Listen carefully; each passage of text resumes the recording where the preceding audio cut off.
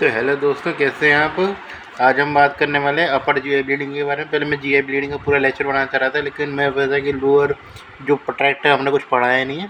अब हमने काफ़ी ज़्यादा चीज़ें पढ़ा दी हैं अपर जीआई ट्रैक्ट की, क्योंकि इसके बाद हमारा पेरिटोनियम होगा, तो लोअर जीआई ट्रैक्ट स्टार्ट होगा।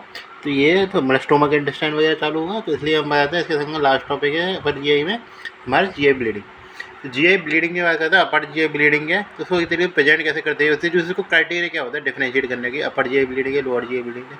हालांकि मैं बता चुका हूँ इसके बारे में, मैं कहा था बाद में बताऊंगा, इसका सेपरेट लेक्चर रहेगा जिसमें याद है लिगामेंट ऑफ ट्रीज से ऊपर जो होता है हकीकत में वो अपर जीआई ब्लीडिंग होता है, और उसके नीचे जो होता है वो लोअर जीआई ब्लीडिंग होता है।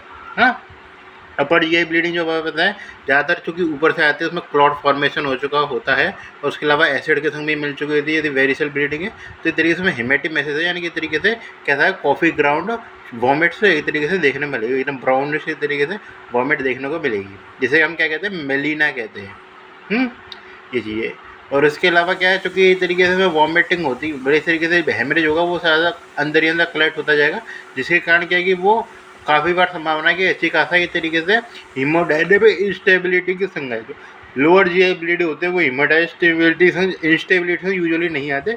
अपर जीआई ब्लीडिंग में काफ़ी ज़्यादा संभावना होती है कि वो हीमोडायनेमिक इंस्टेबिलिटी के संग आए। हाँ, ये चीज़ है। तो इसमें तरीके से इसको डिफ्रेंशिएट करने तरीके से इसको डायग्नोसिस बनाने के लिए कि इसमें कौन कौन से तरीके से जो पर्टिकुलरली, जैसे कि इसमें ये चीज़ होता है कि आपको जैसे जीआई ब्लीडिंग हुई तो जीआई ब्लीडिंग तो ये रेक्टम से निकल रही है या फिर इस तरीके वॉमिटिंग में आ रही है अपर जीआई ब्लीडिंग, तो आप उसको इस तरीके से ये क्राइटेरिया भी तो रखेंगे ना कि हकीकत में इसको आगे चल के हॉस्पिटलाइजेशन करना है कि नहीं करना है। तो उसके लिए एक तरीके से 2 स्कोर यूज किए जाते हैं हमारे द्वारा। यही बात कर चले तो एक तरीके से ग्लासको ब्लैकफोर्ड स्कोर होता है, बर्डफोर्ड 2 स्कोर होते हैं, ब्लैचफोर्ड स्कोर होता है। ब्लैचफोर्ड स्कोर के तरीके से कंपोनेंट की बात करें तो वही तरीके से ब्लड यूरिया एक तरीके से कंपोनेंट होता है उसका। एक होता है हीमोग्लोबिन, हाँ, ये हीमोग्लोबिन में कितनी कमी आई है। उसके अलावा सिस्टोलिक ब्लड प्रेशर होता है, मतलब ब्लड यूरिया कितना ज़्यादा हुआ है, हीमोग्लोबिन में कितनी कमी आई है। उसके अलावा सिस्टोलिक ब्लड प्रेशर कितना कम हुआ है उसका हकीकत में। और इस तरीके से क्या होगा, हिस्ट्री के कोमोर्बिडिटी की है कि सिनको के संग एसोसिएटेड है, कि तरीके से कार्डिक फेलियर के संग एसोसिएटेड है, मेलिना इस तरीके से यूजुअली होता रहता है उसको। ये सारी चीज़ें इस तरीके से कोमोर्बिडिटी को बताती है। यदि इसका स्कोर 0 से 1 के बीच में तो कोई भी एक तरीके एडमिट करने की जरूरत नहीं है। यदि 2 है तो उसको एडमिट करने की जरूरत है। यदि 7 से ज़्यादा है तो उसमें अर्जेंट एक तरीके से एंडोस्कोपिक थेरेपी होती है, इसमें हम बात करेंगे आगे चल के, उसको वो चीज़ हमको देनी पड़ेगी। ठीक है, ये चीज़ होती है।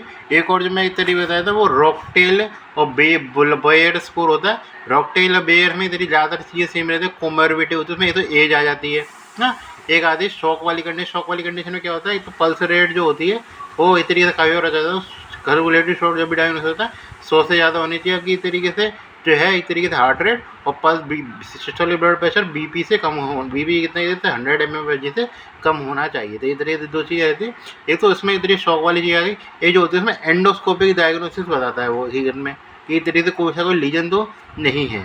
ठीक है, एंडोस्कोपी को इस तरीके से महत्व दिया जाता है इसमें, खाली ये चीज़ होती है और एक कुछ नहीं है। हालांकि ब्लैकफोर्ड स्कोर ज़्यादा है, यदि आपने एंडोस्कोपी नहीं करी है हकीकत में, वो एंडोस्कोपी करेंगे तो प्रॉपर ट्रीटमेंट नहीं कर देंगे हकीकत में।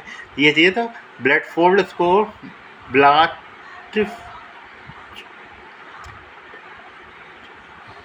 ब्लास्टफोर्ड स्कोर ज़्यादा सही होता है। ये चीज़ है। तो इस तरीके से इंटरवेंशन क्या करके तो किसी कुछ बात है इसमें ज़्यादा से ज़्यादा फ्लूइड का लॉस हो गया होगा, याद रहे इसमें कंजर्वेटिव अंदर ही अंदर लॉस हो चुका होता है, जिसके कारण क्या होता है बीपी वगैरह ज़्यादा कम मिलता है। तो क्या करना पड़ेगा, फ्लूइड रिससिटेशन करना पड़ेगा उसी। चूँकि हकीकत में अपर जीआई ब्लीडिंग तो मोस्ट कॉमन को जब मान के चलिए इसमें पेप्टिक अल्सर ही होता है, इसलिए हम पीपी जो पोर्टोनर्मा इनहिबिटर है उनको इन्फ्यूजन कर देंगे रैंडमली, क्योंकि वैसे कुछ और भी होगा तो नुकसान तो नहीं है ना हकीकत में, क्या फ़ायदा यदि। उसके अलावा क्या एंडोस्कोपी फाइंडिंग करने के लिए हम क्या चाहते हैं, यदि हम देखें तो पूरी जीआई हमको खाली मिले, तो उसको एक तरीके से एंडोस्कोपी करने से पहले की फाइंडिंग है। तो एक तरीके से उसको पहले क्या कर रहे हैं, हमने एक तरीके से उसको हाइपर मोटेलिटी डर दी, तो एक तरीके जीआई मोटेलिटी बढ़ाने के लिए इरिथ्रोमाइसिन देते हैं। से जीओ मोटेलिटी बढ़ी, खून वगैरह जो था इस तरीके से निकलने के लिए निकाल दिया हमने। तो 30 से 60 मिनट में हमने 1 घंटे पूरी तरीके से जीआई साफ कर लिया। उसके बाद हमने एंडोस्कोपी डाल के फाइंडिंग देख रहे हैं। ये चीज़ यदि ये चीज़ याद रखना, यदि एसाइटिस के संग देखने को मिल रहा है तो उसमें एक तरीके से बहुत बड़ी संभावना हो सकती है हेमरेज के कारण स्पॉन्टेनियस बैक्टीरिया जो क्या कहते हैं इतनी आगे बढ़ सेकेंडरी बैक्टीरिया पेट्रोनाइटिस आगे चल के बात करेंगे उसके बारे में। तो ये इसमें ऐसे जाएगा तो आपने आइडेंटिफाई कर लिया एंडोस्कोपी में। पहली बात आपको कॉज पता चल जाए, कॉज कौन बोझ कौन, इस तरीके से पेप्टिक अल्सर डिजीज ही होता है ये।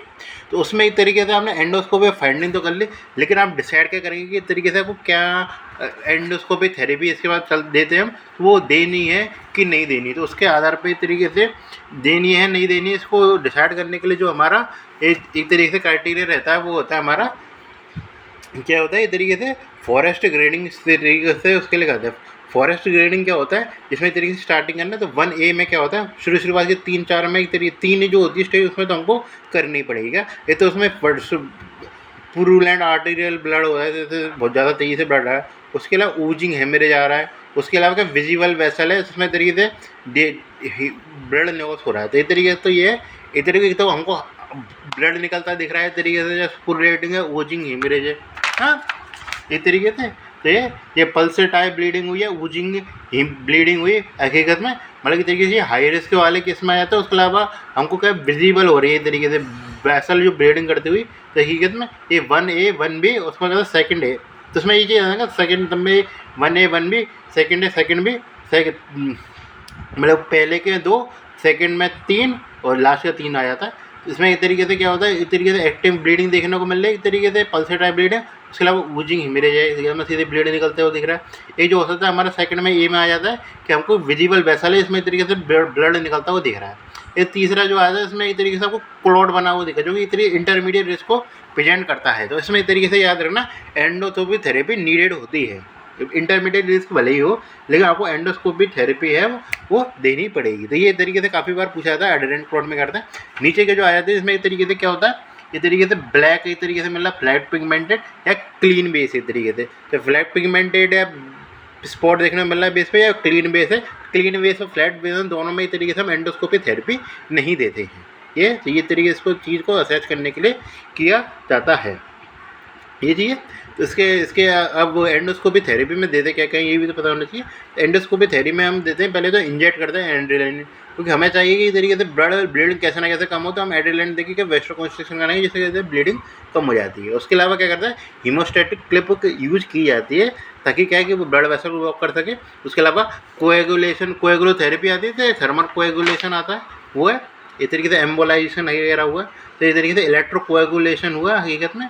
और एम्बोलाइजेशन के में यदि फेल हो जाए तो एम्बोलाइजेशन भी कर सकते हैं।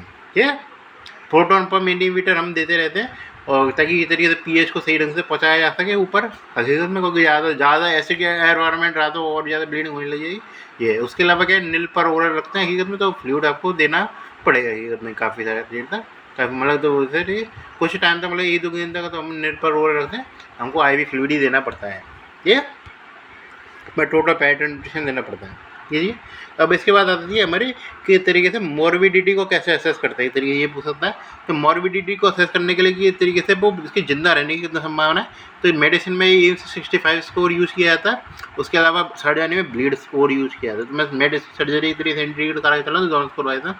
इंक 65 स्कोर में क्या होता है इस तरीके से ए से लगा ले, ए से क्या होगा हमारा एल्बुमिन और एज लगा लीजिए। ये आई से क्या होगा हमारा INR या प्रोथ्रोम्बिन टाइम जो ज़्यादा हो जाता है, 1.5 से ज़्यादा हो जाता है। उसके अलावा क्या होता है M से लगा लीजिए, M से मेंटल स्टेटस, काफ़ी सारी चीज़ें दोनों स्कोर में एक दूसरा BD स्कोर यूज़ करते हैं, वो भी तरीके से ऐसे करते हैं ब्लीड से। मेंटल स्टेटस कैसा है उसका हकीकत में GCS स्कोर लो है हकीकत में ये। उसके अलावा क्या कहते हैं सिस्टोलिक ब्लड प्रेशर हकीकत में S से, और 65 से 65 एज आ जाती है, तो एम से 65 स्कोर आ जाती है। 65 एज से ज़्यादा हो तो ये चीज़। उसमें एक तरीके से सर्जरी में कौन सा स्कोर यूज़ करते हैं, सर्जरी में हम जो स्कोर यूज़ करते हैं उसका नाम है हमारा एक तरीके से ब्लीड स्कोर का नाम ब्लीड से B से लगा दिया, एक तरीके से ऑन गोइंग ब्लीडिंग हो रही है वही तरीके से बेटर है। L से क्या होगा लो सिस्टोलिक ब्लड प्रेशर वो हो गया। E से क्या होगा इस तरीके से जो है एलिवेटेड प्रोथ्रोम्बिन टाइम। हाँ, और ई से क्या होता है इस तरीके से अटैक मेंटल स्टेटस, तो प्रोथ्रोम्बिन टाइम, मेंटल स्टेटस, लो बीपी, ये तो सारे तरीके से चीज़ें आ रही है। एक जो मैं दोनों में पढ़ा था पहले कोमोर्बिडिटी, हाँ कोमोर्बिडिटी को एंगल तो लेके चल रहे थे ना, तो इस तरीके से कोमोर्बिडिटी भी आ जाती है। जैसे इसी तरीके से इसमें यूज ब्लैक बेट 4 में यूज़ कर रहे थे ग्लासको ब्लैक 4 में, ब्लैच फोर्ड है, ये तरीके से नाम याद नहीं है मैं अभी तक, ब्लैच फोर्ड में यूज़ कर रहे थे, वो भी तरीके इसमें यूज़ किया जा सकता है। ये तो अब एक एक करके कॉजेस की बात करते हैं, तो क्या क्या कॉज रहते हैं हकीकत में, ये चीज़ है। तो आपने ये तो पता कर लिया क्या क्या कॉज हो, क्या क्या तरीके से स्कोरिंग सिस्टम रहते हैं। तो ये मोस्ट कॉमन जो कॉज माना जाता है, क्या माना जाता है इस तरीके से, इसका जो मोस्ट कॉमन कॉज जाना जाता है अपर जीआई ब्लीडिंग का, वो माना जाता है पेप्टिक अल्सर। पेप्टिक अल्सर के केस में जो अभी हमने ट्रीटमेंट प्रोटोकॉल पढ़ा, तो पेप्टिक अल्सर के लिए पढ़ा था यूजुअली ये चीज़। इसमें ये जानते हैं जो ब्लीडिंग किससे होगी आपकी, यदि पेप्टिक अल्सर में दो टाइप के होते हैं, तो गैस्ट्रिक वाला होगा, डोडिनल। डोडिनल वाला ज़्यादा कॉमन रहता है। ये डोडिनम के लिए मेज कॉमन कॉम्प्लिकेशन ब्लीडिंग, उसके लिए गैस्ट्रिक के लिए क्या परफोरेशन। तो इस तरीके से डोडिनम में गैस्ट्रो डोडिनल आर्टरी आती है, हीर में इन्वॉल्व पोस्टीरियर साइड पे होता है, उसमें ज़्यादा ब्लीडिंग। परफोरेशन होगा तो एंटीरियर साइड पे होगा। ये सोर्स ऑफ ब्लीडिंग यदि गैस्ट्रिक अल्सर है तो क्या रहेगा, हमारा लेफ्ट गैस्ट्रिक आर्टरी रहती है मोस्ट कॉमन सोर्स ऑफ एक में ब्लीडिंग। ये एक आती है हमारी दूसरी बात होता है। उसके बाद सेकंड मोस्ट कॉमन कॉम्प्लिकेशन होता है गैस्ट्राइटिस। गैस्ट्राइटिस के कुछ टाइप होते हैं। एक जो हमारा टाइप होता है स्ट्रेस गैस्ट्राइटिस या इतनी स्ट्रेस हेमरेस्टिस है मेरे कहते हैं, जिसमें इतनी जो भी अल्सर आते हैं, ये तो आता है हमारा कुशिंग अल्सर और कर्लिंग अल्सर। कुशिंग अल्सर किसके कारण होता है, कुशिंग अल्सर जो होता है हमारा ब्रेन डिस्फंक्शन का, जैसे जो हमारा पैरासिम्पैथेटिक आउटपुट होता है गैस्ट्रिक एसिड को बढ़ाता है, उसने बहुत ज़्यादा सिक्रेशन बढ़ा दिया, जिसने एक तरीके से गैस्ट्रिक जो म्यूकोसा उसको डैमेज कर दिया। ये इरोजन हुआ, चाहे बोल भले ही किसके कारण हो, चाहे कि इसमें जो गैस्ट्रिक सिक्रेशन बढ़ने के कारण एक तरीके से डैमेज हो गया वो। ये चीज़ इस तरीके से, तो ये चीज़ हो सकती है। एक वो होता है हमारा कर्लिंग अल्सर। कर्लिंग अल्सर किसके साथ जुड़ा रहता है, कर्लिंग अल्सर जो जुड़ा रहता है वो कहते हैं बर्न्स के पेशेंट में जुड़ा रहता है। ये एक होता है तुम्हारा दूसरा है टाइप ए और टाइप बी। ये तरीके से इस प्रकार है। टाइप ए जो गैस्ट्रोएंटेराइटिस होता है उसमें इतनी ऑटो एंटीबॉडी बन जाती है, परनीशियस सेल इंट्रांसिक फैक्टर के अगेंस्ट बन जाती है, जिसके कारण होता है लॉस होगा हकीकत में, ये चीज़ें। और एक होता है हमारा इस तरीके से जो टाइप बी वाला, जो कि हकीकत में वो किससे जुड़ा रहता है, हमारा एच पाइलोराई इन्फेक्शन से जुड़ा रहता है, ये चीज़। एक होता है हमारा एनसेड इंड्यूस वाला। तो एनसेड इंड्यूस कैसे होता है, एनसेड हम यूज़ कर रहे हैं बहुत ज़्यादा, प्रोस्टाग्लैंड का कम सिक्रेशन हो रहा है, उसने एक तरीके से डैमेज कर दिया हकीकत में। प्रोस्टाग्लैंड ने भी हकीकत में एक तरीके से प्रोस्टाग्लैंड एक तरीके से इनिबिट करने का काम करता है कुछ हद तक हकीकत में गैस्ट्रिक सिक्रेशन को। तो यदि आपने उसको इनिबिट करा तो इस तरीके से गैस्ट्रिक एसिड का सिक्रेशन ज़्यादा होगा, तो ये इस तरीके से गैस्ट्राइटिस करते हैं। ये थर्ड जो कॉमन कॉज माना जाता है वो इस वेजल वेरिसिस के बारे में, जिसके बारे में सबसे बता चुके हकीकत में। दोबारा ट्रीटमेंट याद रखना, फिर दोबारा रिवीजन कर ले। क्या इधर के एंडोस्कोप पे वेरिसल लाइगेशन यूज़ करते थे वो इस तरीके से। उसके अलावा वेसो एक्टिव मेडिसिन होती है, जैसे नेविडोलॉल में याद रखनी जरूरत नहीं। तीसरे चौथा जो कॉमन कॉज लाइन लगा क्रम से याद रखना है, वो आता है हमारा Malorie village syndrome. Malorie village syndrome में क्या होता है, एक तरीके से लैंगिट्यूडनल टीयर होता है। ये जैसे हम बात करते हैं तो मेलोरी विलेज सिंड्रोम किसके लिए, मेलोरी वेसी सिंड्रोम किसके लिए बात करते हैं, स्टमक के लिए। ऐसे ही हमने ईसोफेगस की बात करते हैं, बोर है सिंड्रोम बात करी थी, ये तरीके सेम सिंड्रोम है। इसमें क्या होता है, स्पॉन्टेनियस टीयर देखने को मिलता है, ये चीज़। उसमें इतने मर्कल स्ट्राइड देखने को मिल रहा था ना, ये तरीके में क्या होता है, फोर्सफुल ओवरटी चेस्ट पेन देखने को मिल रहा है। फिर एम्फाइसीमा का इसोफेगल परफोरेशन है तरीके से, प्रॉपर एम्फाइसीमा पूरा हवाई इकट्ठी हो जाएगी, कंटिन्यूस डायफ्राम साइन वगैरह याद हो। तो ये इसमें क्या एक तरीके से मेलेरी वेलेस टीयर है। इसमें एक तरीके से किसमें टीयर मिला, म्यूकोसा और सब म्यूकोसा में टीयर होता है, यहाँ पे वेसल तो होती नहीं है हकीकत में। हाँ, तो इसलिए क्या होता है, इस तरीके पर छोटी छोटी ब्रांच जो आ रही होती है उन्हीं में ही तरीके से टीयर देखना पड़ता है। ज़्यादातर किसके संग जुड़ा रहेगा हकीकत में, एल्कोहल जो लेने वाले लोग हैं उसके संग जुड़ा रहेगा, जिसमें एक तरीके से बहुत ज़्यादा एक तरीके वॉमिटिंग आती है हकीकत में, उसके अंदर खून निकलता है, कुछ छोटा मोटा, ज़्यादा खून नहीं निकलेगा। कोई भी तरीके से हीमोडायनिक इंस्टेबिलिटी से यूजुअली नहीं जुड़ा रहता, कोई मेन आर्टरी इसमें इन्वॉल्व नहीं होती, बस जो लेफ्ट गैस्ट्रिक आर्टरी होती है इसमें कार्डिक वाले रीजन के आसपास होता है। उसमें एक तरीके से उसके तरीके से कुछ ब्रांच की तरीके से लॉस हो सकता है, इस तरीके से उसमें नहीं है। हाँ, ये है कि एक्टिव ब्लीडिंग पेशेंट है तो ट्रीटमेंट करना पड़ेगा, वरना वैसे एक तरीके से कोई भी ट्रीटमेंट की जरूरत नहीं पड़ेगी। कोई भी एंडोस्कोपिक थेरेपी हम यूजुअली तो नहीं देते हकीकत में, ये बस खाली एंटी एमेटिक देते हैं। ज़्यादातर हकीकत में वॉमिटिंग से जुड़ा रहता है, इसलिए हम एंटी एमेटिक ड्रग्स दे देते हैं। ये हाँ, ये धारणा मत बनाना कुछ भी आ जाए हेल्थ में, इसमें हम तो ये नहीं करेंगे। यदि एक्टिव ब्लीडिंग दे रहा है तो उनको प्रॉपर जो प्रोटोकॉल है तरीके से कोएगुलेशन, एंजियोग्राफी का एम्बोलाइजेशन हकीकत में वो सारी करनी ही पड़ेंगी। ये चीज़। फिर आता है डेलीफोइज लीजन। डेलीफोइज लीजन क्या होता है, डेलीफोइज लीजन में क्या होता है, नॉर्मल जो मैं स्थिति बताई थी सिरोसा के आसपास होती है हमारे एक तरीके ब्लड वेसल, लेकिन क्या कि इसमें क्या हुआ, कुछ डेवलपमेंटल एबनॉर्मलिटी क्या था, जिसके कारण क्या उसमें सिरोसा में प्रेजेंट होनी चाहिए सम्मुकोसा में प्रेजेंट है। ये सम्मिकोसा में प्रेजेंट है, तो इस तरीके उसके एक्सपोज होने की संभावना भी ज़्यादा है, तो इसलिए उसमें क्या होता है, इस तरीके से ब्लीडिंग हो जाती है। तो इस तरीके से ये वेस्कुलर मालफॉर्मेशन मान लीजिए, और ये हकीकत में और जगह भी देखने को मिल सकता है, ऐसा नहीं कल इस गैस्ट्रिक के लिए स्पेसिफिक स्टोमक जो हमारा स्मॉल इंटेस्टाइन, रेक्टम वगैरह सब जगह ही देखने को मिल सकता है। क्या करेंगे ट्रीटमेंट यहाँ पे, हीमोस्टैटिक क्लिप लगा के वो जो प्रॉपर सिस्टम है, क्योंकि ब्लीडिंग वगैरह उसमें तो अच्छी खासी होगी। तो ये इसमें ये जो सिंड्रोम होता है, हेडेक सिंड्रोम होता है, जिसमें क्या होता है, एओर्टिक स्टेनोसिस होती है, ब्लीडिंग एक तरीके से होती है, ब्लीडिंग वेस्कुलर एक्टेसिया बता दिया, इस तरीके आगे बताऊंगा। वेस्कुलर एक्टेसिया हुआ, और एक्वायर जो है वॉल विलिगन फैक्टर की डेफिशिएंसी होती है। हाँ, ये तो इस तरीके से क्राइटेरिया याद रखना हकीकत में जो है हमारा डोफिलोइस लीजन के लिए, इधर ब्लड वेसल सम्मिकोसा है, और हकीकत में ये 6 से विदिन 6 सेंटीमीटर की रेंज में है। इधर गैस्ट्रोइसोफेजियल जंक्शन के लिए कौन सी ब्लीडिंग होगी, इधर लेफ्ट गैस्ट्रिक आर्टरी से ब्लीडिंग होगी, लेफ्ट कर्वेचर पे होती है, याद रखिए ये चीज़। क्या क्लिनिकल ब्लीडिंग होती है, हेमेटोमेसिस होगी ना, रिकरेंट हाइपोटेंशन देखने को मिलती है, इस तरीके से उसका इम्पैक्ट तो आएगा ही। इन्वेस्टिगेशन एंडोस्कोपी है कि ये चीज़ लास्ट में आता है इस तरीके से। इसके बाद इसके बाद क्या कॉज होता है, डोफिलोइस। तो इसके लिए लाइन याद है, अगला जो क्रम होता है उसमें हम पढ़ चुके हैं, जिसमें गैस्ट्रोइंटेस्टाइनल ट्यूमर वो भी तरीके से ब्लीडिंग के संग एसोसिएट होता है ना। इसके बाद मोस्ट कॉमन कॉज मूव माना जाता है। इसके बाद कौन सा कॉज होता है, गैस्ट्रिक वेस्कुलर एक्टेसिया, ये इसे कहते हैं वाटरमेलन स्टोमक भी कहते हैं। इसमें क्या होता है, ये चीज़ें वेस्कुलर एक्टेसिया देखने को मिलता है इस तरीके से, जो डायलेटेड वेन्यूल्स हैं ये तरीके बहुत ज़्यादा डायलेटेड हो जाती हैं, जिसके कारण आप एंडोस्कोपी करेंगे तो इस तरीके से आपको बहुत ज़्यादा एकदम पैरेलल लाइन में इस तरीके से डायलेटेड वेसल देखने को मिलती हैं। ये इन्वेस्टिगेशन जॉब में इस तरीके से आपको एंडोस्कोपी के संग बायोप्सी इस तरीके से जा सकता है, क्योंकि इस तरीके से डायलेटेड ब्लड वेसल आपको देखने को मिलेंगे यदि हम बायोप्सी करके देखेंगे।